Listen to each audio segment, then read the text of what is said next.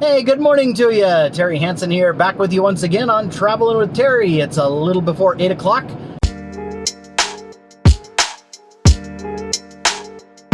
Hey, this morning I wanted to spend a little time talking with you about the buyer's journey and how we can use that in our businesses, in sales and in marketing. So hopefully you guys are doing good this morning. It's, again, Thursday. What a great day we got ahead of us. So many good things happening inside of Arcane Marketing, and change is always a constant thing, but I'm super excited about some of the changes that we've been making recently. One of those changes has to do with how we as an organization market and promote ourselves to our potential clients, but also some of the shifts and changes that we are making have to do with once we are in front of a potential customer and we're having those initial early conversations, how we work with them in such a way to increase the likelihood that we're going to close a sale on our side. And I wanted to share a framework that I became aware of several years ago from a book that I highly recommend to each one of you.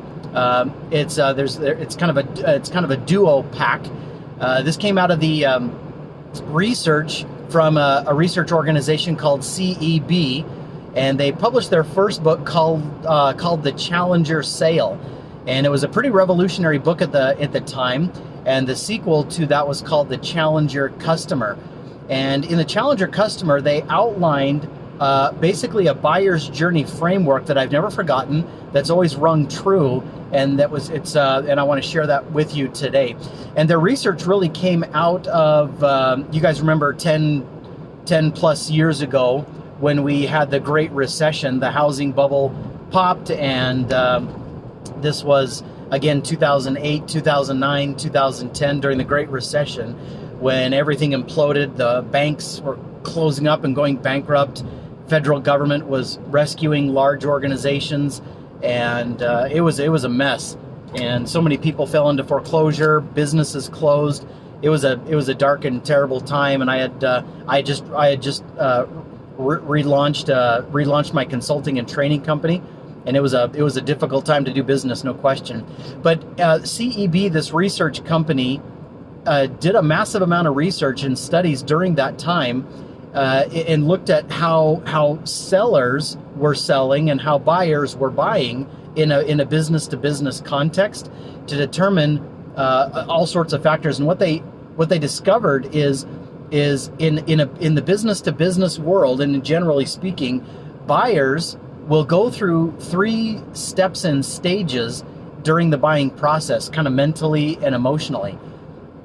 And and just as an analogy, think back in your own experience, the last time you made a significant purchase, whatever significant might mean in your world, a car, a refrigerator, a home, a pair of shoes, whatever it is. Think back when you made that purchase, rewind the clock just a little bit, and think about what led you to the purchase. What was your mind and your emotions doing? What did you do first? Then after that, what did you do second? What did you do third? What did you do fourth, maybe? And then finally you made the decision to pull out your credit card and buy the thing, whatever that was, right? There were some steps and stages that you went through. Think about that just for a second. So CEB, in their book, The Challenger Sale, or Challenger Customer, they outlined these 3 stages. Stage number 1 is when you and I identify a particular problem, issue, or challenge that we have. And when we see a problem, when we notice a problem in our life, our personal life, or even in business, that we're not overly happy with, and we're just, we want it to change, then our brain does something else. We ask ourselves, can we put up with this? Is this problem severe enough and urgent enough that I need to do something about this now? Or can I is it not that big of an issue, and can I procrastinate and can I put up with it a little bit longer and maybe worry about it later?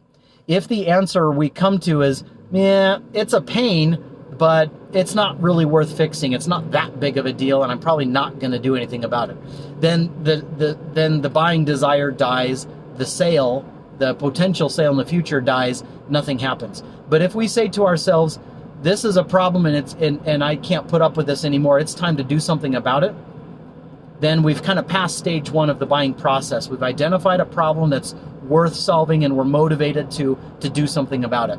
Now, that brings our mind to step two, or stage two in the buyer's journey, which is we now start looking around for a solution. We might talk to friends and family, get some recommendations from them. We might hit the internet and do some research. We might, do other kinds of fact finding. We might do some window shopping. We might run around to various stores and look for things, right? But at some point in time, we're going to run into a solution. We're going to find an idea that we become convinced is the right way to fix our problem. And so that's the second stage in the buyer's journey. Now, once we've identified a solution that we really think is going to be the silver bullet and the right way to fix our problem, then the third and final stage that we naturally gravitate to is where do I get this solution? Who's going to sell it to me? And that's when we start going shopping around the mall. We walk from store to store trying to find those cute pair of pants that are just going to be perfect for us, right? Until we find them. Or we do our research online to find the cheapest priced and the best terms and conditions, the best warranty and guarantee.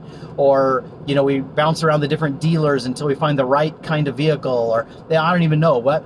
But at the end of the day, we're looking around trying to find who the vendor or who the supplier is that's going to be the best out there out of all the competitors to sell us that solution. So those are the three steps and stages in the buyer's journey. We first identify a problem that we are motivated to solve. Second, we identify the right kind of solution that we believe is going to really do a good job at fixing our problem. And third, we identify the vendor or supplier or company that is the best one out of all of them out there to sell us that thing. And once we've crossed those three bridges, once we've past those three stages, we're super excited about pulling out our credit card and buying whatever it is we want to buy. So question for you guys, does that align with your experience? When I asked you to think about kind of the last significant purchase you made, can't you see that in your own behavior? Can't you see that in your own process? Didn't you notice kind of that same sort of pattern when you bought the thing whatever you bought? Most of the time it's yes. There could be some differences, but generally speaking, that's how you and I buy whatever it is that we want to buy. Now, because this is psychology, because this is consumer behavior, because this is science and been well documented, well studied, how can you and I as sales professionals, how can you and I as marketers or even entrepreneurs, how can we leverage these three stages to generate more good sales leads in our company from a marketing perspective? And how can we actually use this to close more sales once we get those leads? That's kind of the golden question, right? So let's maybe spend just a quick minute or two to talk about those two things. Let's first start off with sales. So let's pretend, let me pull this down so the sun isn't shining. Love the sun, but oof, it's bright and shiny. Let's start with sales. Now, when a sales lead comes in and the salesperson, jumps on the phone or meets with a potential customer face to face, that potential customer is at the very beginning stages of starting their buyer's journey. And the first thing that the salesperson should focus on doing is asking a lot of questions to understand and help the potential customer discover for themselves what are the 2 or 3 or 4, maybe even 5 biggest issues and challenges and problems that they are not happy with, that they'd really like to fix and solve. So the first maneuver that the salesperson does is hit the buyer stage number 1, identify a problem worth solving. But a good salesperson is not going to just identify one, they're going to identify ideally 3 to 5. 3 to 5 problems that the potential customer is very, very interested in solving and fixing, right? Now, the second maneuver, once the salesperson has got a list of those things, then the second maneuver that the salesperson should be doing is focusing on examining all the different alternatives out there to solve those problems, and one by one kind of debunking them and showing or illustrating why their particular category of solution is the very best one out there. So just as a simple and silly analogy, if I've got a pretty massive headache, aren't there a lot of different solutions out there to help me overcome my headache problem? What are some examples of different ways to solve a headache? I can take some aspirin. I can take a nap. I can drink some water. I can go for a walk maybe. I can rub my forehead or my temples on my head and kind of massage my head. Aren't there a lot of different ways to fix headaches? Sure. But what happens if I'm in the business of selling aspirin? What if I'm an aspirin salesperson? Then what do? I need to have a discussion with the potential customer to say, hey, naps and caffeine and walks and naps, they're really wonderful. However, if you want to really do a good job at solving a headache problem, aspirin is truly the best way. Why? Because it's cheap, it's fast, it does all these great and wonderful things. So my job as a salesperson is to help the potential customer understand that out of all the different ways that they could solve those 3 to 5 problems, that my category, my type of solution is the best out there. And then third and final in the sales process, I need to help the prospect understand why my company, out of all my competitors out there, why we're uniquely positioned and to offer that solution for those 3 to 5 problems. So that's the sales process. The sales process should align systematically and step by step with each one of those 3 buyer stages. Salespeople tend to get into trouble and have a hard time when they reverse the order of those things. They start off the sales process by first talking about how great and wonderful their company is, how many awards they've won, how long they've been in business. They also get into trouble when they start the conversation off presenting their products and talking about all the features and benefits of the products and services that they offer and how great and wonderful those things are. They're reversing the order of that buyer's journey. Remember, the buyer's journey is a systematic step-by-step process, and we can't skip steps. We can't get it out of order. We need to respect the journey there. So that's pretty vital. So that's maybe an example of how salespeople can leverage and take advantage of the buyer's journey in the right way, in the right process, so that they can ultimately close more sales. Now let's talk really quickly about marketing. What can we do from a marketing perspective? Well, this has to do with our ads. This has to do with our messaging. This has to do with our social media posts, the content on our websites, our emails, our billboards, our radio commercials, our everything. We have to recognize that in that short amount of time that they're scrolling through their Facebook or Instagram or TikTok feed, right, that they're seeing something there. And that when they're listening to the radio or looking when